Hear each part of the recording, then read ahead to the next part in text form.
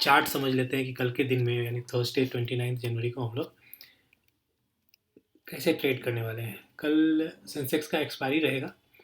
तो देखो ये बैंक निफ्टी का चार्ट है। बैंक निफ्टी में क्या हुआ है, ऑलमोस्ट फ्लैट ओपनिंग देके थोड़ा सा गैप अप ओपनिंग देके पहले नीचे गया, फिर ऊपर गया, फिर नीचे गया, फिर ऊपर गया। तो ये थोड़ा वोलेटाइल मोमेंटम कर रहा है। ठीक है। सेम सेम निफ्टी और सेंसेक्स का भी सेम ही चार्ट है, कोई डिफरेंट चार्ट नहीं है। तो हम लोग कैसे कैलकुलेट कर सकते हैं। देखो बैंक निफ्टी ने क्या किया, बैंक निफ्टी ने कैप अप ओपनिंग दिया, थोड़ा सा नीचे आया, क्लोजिंग प्राइस का ब्रेकडाउन दिया, फिर से डे हाई का ब्रेकआउट किया, फिर से ब्रेकडाउन दिया और फिर ऊपर में आके क्लोज कर दिया। ठीक है। सेम सेम ऑलमोस्ट यहाँ पे है अपना निफ्टी में भी। ठीक है।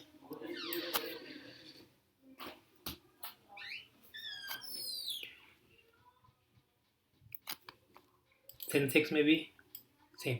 तो अभी कल सेंसेक्स की एक्सपायरी है, तो हम लोग एक्सपायरी के हिसाब से यहाँ पे सोचना पड़ेगा कि क्या कर सकते हैं।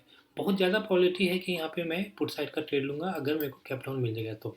कैप डाउन या फ्लैट भी मिलेगा ना, तो बहुत ज़्यादा प्रोबेबिलिटी है। क्योंकि देखो क्या होगा कि लोग बाय करके गए होंगे, क्योंकि कल के दिन में ये ऐसा बहुत शार्प मोमेंटम अप मूव हो दिया था। तो जिन लोगों को भी यहाँ पे मौका मिला ना, इन लोगों ने बाय किया होगा। और बाय किया होगा मोस्ट प्रोबेबली उन लोगों ने ये एक्सपेक्ट किया होगा कि लास्ट में ये मोमेंटम आएगा, और वो आ भी गया। ऐसा नहीं है कि मार्केट ने वो मोमेंटम दिया नहीं, मार्केट ने वो मोमेंटम दे दिया। तो लोग ना अपने पोजिशंस होल्ड करके रखे होंगे। और जिन लोगों ने बाय किया होगा ना, फॉर एग्जाम्पल सपोज इसमें बैंक निफ्टी ने एक यहाँ पे 59,500 का था। ठीक है। तो 59,000 अगर सपोज यहाँ पे किसी ने बाय भी किया होगा तो उसका गैप डाउन, उसका स्टॉप लॉस ये 59,200 के आसपास रहेगा। तो लेकिन इसको ब्रीच नहीं किया, तो इन लोगों ने अपना बाय का पोजीशन होल्ड करके गए होंगे।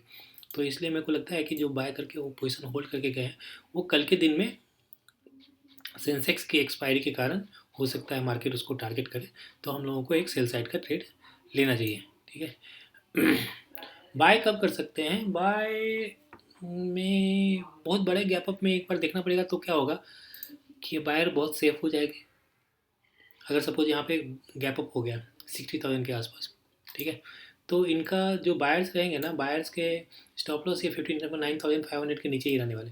तो इसके नीचे जब तक नहीं आएगा मार्केट, तब तक मार्केट ये अपने जो बायर्स रहेंगे वो स्टॉप लॉस अपना काटेंगे नहीं। तो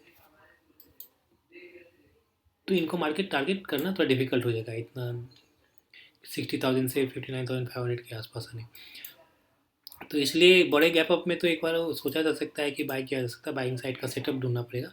लेकिन गैप डाउन में या फ्लैट ओपनिंग में या थोड़ा सा गैप अप में हम लोगों को ये 59,500 का एक यहाँ पे लेवल है जिसको ब्रीच करने के लिए बैंक निफ्टी नीचे आ सकता है।